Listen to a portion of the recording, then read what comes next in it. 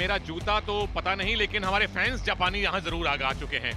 Yui Susaki को देखने के लिए नोएडा इंडोर स्टेडियम में अपने देश का झंडा लिए जापानीज फैंस आए हैं। यस, मुशी मुशी आप टीवी पे हैं।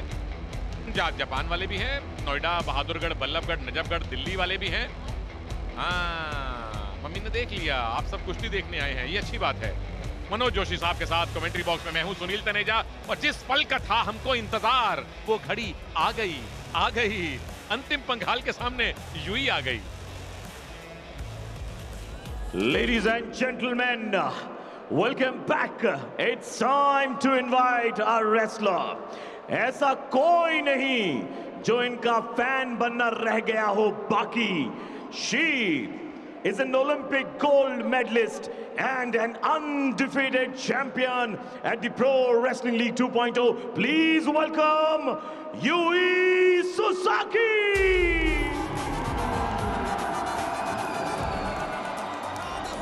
यूई सुसाकी जब भी प्रो रेसलिंग लीग में आती हैं, अच्छा अब इन्होंने स्टाइल भी थोड़ा अपना लिया है, तो यूई के सामने विरोधियों का चैलेंज ये नहीं होता कि आप जीतेंगे।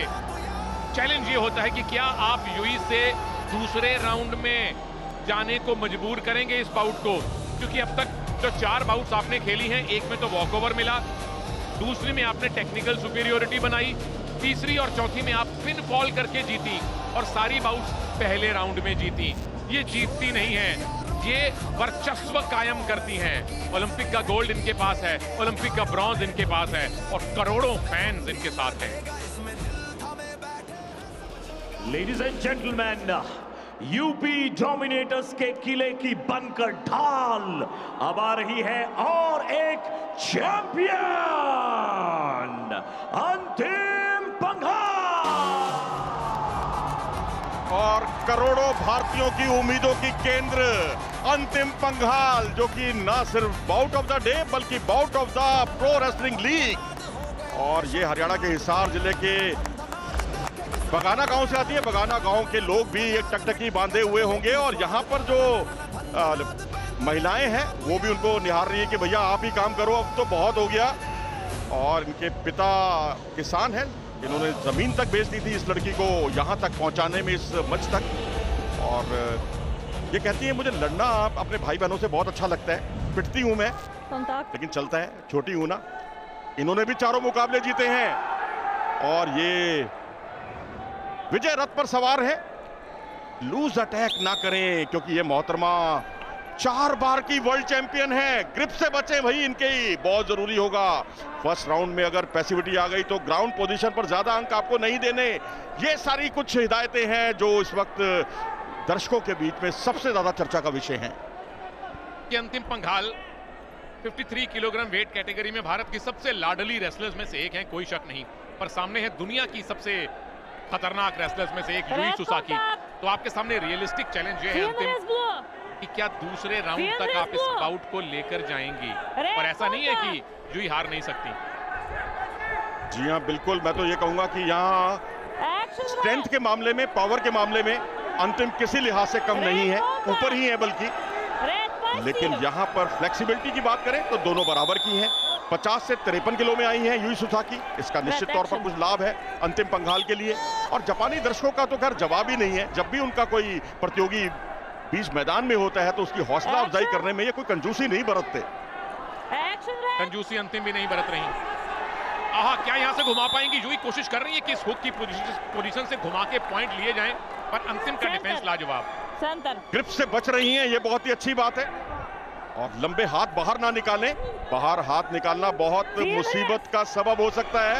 यहाँ झुककर आखिरकार उन्होंने लेग अटैक कर ही दिया, चिंता की घड़ी। लेकिन यहाँ पर अंतिम भी अक्सर इस तरह से मौकों पर फंसती हैं और अंक बटोरती हैं। क्या यहाँ से देखिए आन वक्त पर इरादा बदला कुंदे करेंगी या नहीं, लेकिन यहाँ फिलहाल बाईफॉल का खतरा था। ब्रिज की पोजीशन, और यहाँ पर 4 अंक उन्होंने बटोरे हैं, और खतरा मंडराता हुआ अंतिम पर। पिनफॉल की कोशिश कर रही हैं, 8-0 से आगे हैं यूई सुसाकी। और एक बार अगर ग्रिप बन जाए तो ये टेक्निकल सुपीरियोरिटी से या पिनफॉल से कम में मानती नहीं है। तारीफ अंतिम की इस बात की है कि अभी तक आप बनी हुई हैं। 8 पॉइंट उस एक पूरे मैनूवर में ले लिए यूई सुसाकी ने। ये आपकी क्लास है। और इसी क्लास से हर भारतीय को कुछ ना कुछ सीखना होगा।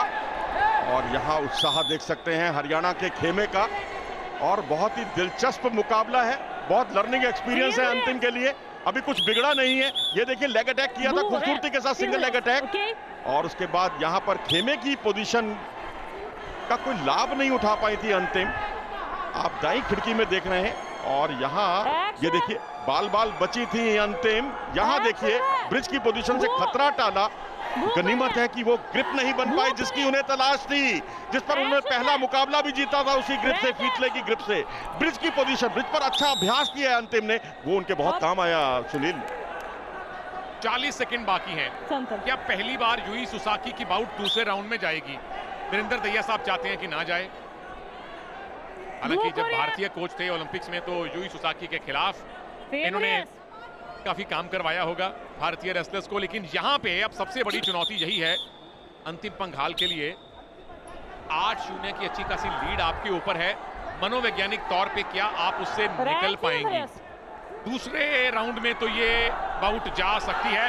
मौका अंतिम के बाद पॉइंट स्कोर किए, पहला टेक डाउन हुआ। पहली बार यूई सुसाकी के खिलाफ किसी रेसलर ने पीडब्ल्यूएल में पॉइंट लिए हैं, और वो हैं अंतिम पंघाल। अंतिम पंघाल ने उम्मीदें जगा दी हैं और अंतर को कम किया। और क्या दूसरे राउंड में यही कुछ देखने को मिलेगा जैसा कि अब देखने को मिला? दूसरे राउंड में बाउट गई है अंतिम पंघाल, क्या वापसी कर पाएंगी? देवी और सज्जनों, रेसलिंग के प्रेमियों, जापानीज लेजेंड यूई सुसाकी को पहली बार पीडब्ल्यूएल में दूसरे राउंड का मजा चखना पड़ रहा है, और वो काम किया है भारत की लाडली अंतिम पंघाल ने। ये टेक डाउन हुआ, पहली बार पीडब्ल्यूएल में यूई सुसाकी के सामने किसी पहलवान ने पॉइंट लिए हैं। अब देखते हैं ये ट्रॉफी नुमा मैच कौन जीतेगा, क्योंकि यूई सुसाकी को लीग स्टेज में हराना भी ट्रॉफी जीतने से कम है नहीं। क्या यूई सुसाकी फॉल या टेक्निकल सुपीरियोरिटी दोबारा से करेंगी, या अंतिम पंघाल करने वाली है वापसी? फिलहाल खेमे की पोजीशन, और इस खेमे की पोजीशन का सुसाकी कितना लाभ उठा पाएंगी उस पर सबकी नजरें बनी हुई। चलिए यहाँ तो लाभ नहीं उठाया, अब यहाँ लाभ उठाने की बारी है अंतिम पंघाल की।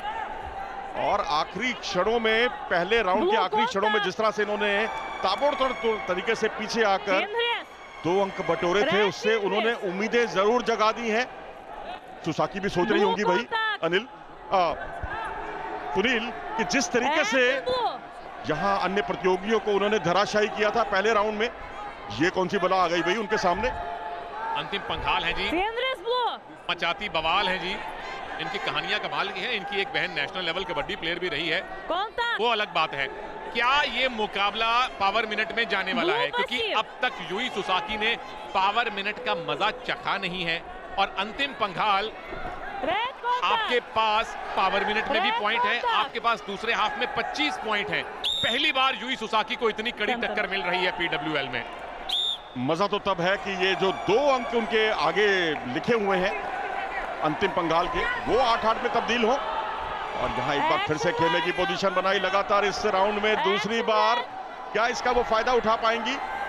लेकिन यहाँ पर अंतिम के लिए पूरी तरह से उन्होंने असहाय वाली पोजीशन कर दी थी, और ग्रिप के लिए एक अच्छी जद्दोजहद दोनों रेसलर्स के बीच। चलिए पावर मिनट तो आने वाला है, ये बात तकरीबन तय हो चुकी है, अनलेस कुछ बहुत अजूबा हो जाए, जो रेसलिंग में होना कोई बहुत बड़ी बात नहीं है। और ये हम एक्सपेक्ट कर रहे थे कि दूसरे राउंड तक तो ये बाउट आएगी। दोबारा से उसी खेमे में जा रहे हैं, और कौन से खेमे में खुशी आएगी, हरियाणा या यूपी, अब पता लगने वाला है। क्योंकि देवी और सज्जनों और प्रभु लोगों, पावर मिनट आ गया है। यूई सुसाकी का पहला पावर मिनट एवर। जी हाँ, यहाँ पर लगातार लेग अटैक की कोशिश कर रही हैं, और बेहतर होगा कि अब अपना स्टांस को बदलें और स्थिति के अनुकूल प्रदर्शन करें, क्योंकि अभी 6 अंकों का फासला है दोनों रेसलर्स के बीच में। और यहाँ रोमांच अपनी पराकाष्ठा पर, जहां अब उन्होंने परिवर्तन के तौर पर झुकने की बजाय स्टांस में थोड़ा सा बदलाव किया, और बदलाव करने के साथ ही गर्दन पे खींच मारने की कोशिश करती हुई याना पेल्कोवा जी का काम काफी ज्यादा बढ़ गया है, जो यूक्रेन से रेफरी हैं। आखिरी आधा मिनट, अंतिम आपको पॉइंट लेना पड़ेगा, और कोई चारा आपके पास है नहीं। यूई सुसाकी इस मार्जिन से तो जीतती दिख रही हैं, पर अभी 20-25 सेकंड में कई मैच हमने पावर मिनट में पलटते देखे हैं। एक 4 पॉइंट की टेक्निक लगाई है अंतिम, या 2 पॉइंट की लगाई है, अभी भी मैच आपके पक्ष में आ सकता है। लेकिन यहाँ बेहतर स्थिति में थी सुसाकी, क्योंकि यहाँ पर उनको लेग अटैक के उनके जो अवसर थे उसको नेस्तनाबूद कर दिया था सुसाकी ने। आखिरी क्षण 10 सेकंड, और यहाँ पर आप देख सकते हैं सुसाकी का जो खेमा है हरियाणा थंडर्स, वो यहाँ पर उल्टी गिनती उनकी तरफ से शुरू हो गई है। दर्शकों में जबरदस्त उत्तेजना है। 6 अंकों का फासला है दोनों रेसलर्स के बीच में। क्या सुसाकी के खिलाफ आखिरी क्षणों में, ये देखिए लगातार चौथी बार उन्होंने लेग अटैक की कोशिश की और उम्मीद ज्यादा थी, और वही हुआ हश्र जो हमेशा होता आया है। आखिरी मौके हैं, एक पकड़ चाहिए अंतिम को, लेकिन सुसाकी का डिफेंस भी उतना अच्छा है। पहली बार सेकंड राउंड खेला, पहली बार पावर मिनट खेला। यूई सुसाकी अब तक अपराजित हैं प्रो रेसलिंग लीग में। 8-2 से आपने अंतिम पंघाल को हराया है। पहली बार ऐसा हुआ है कि आप टेक्निकल सुपीरियोरिटी या पिन फॉल से नहीं जीती, पूरे 6 मिनट खेलने पे अंतिम ने मजबूर किया। जीता वही जो डिजर्व करता है, और वो है यूई सुसाकी। लेकिन एक सच ये भी है कि वो कॉशन अंक भी उनके खिलाफ गया है। एक सुसाकी को एक कॉशन अंक दिया गया था, और ये अपने आप में एक लर्निंग एक्सपीरियंस रहेगा अंतिम पंघाल के लिए।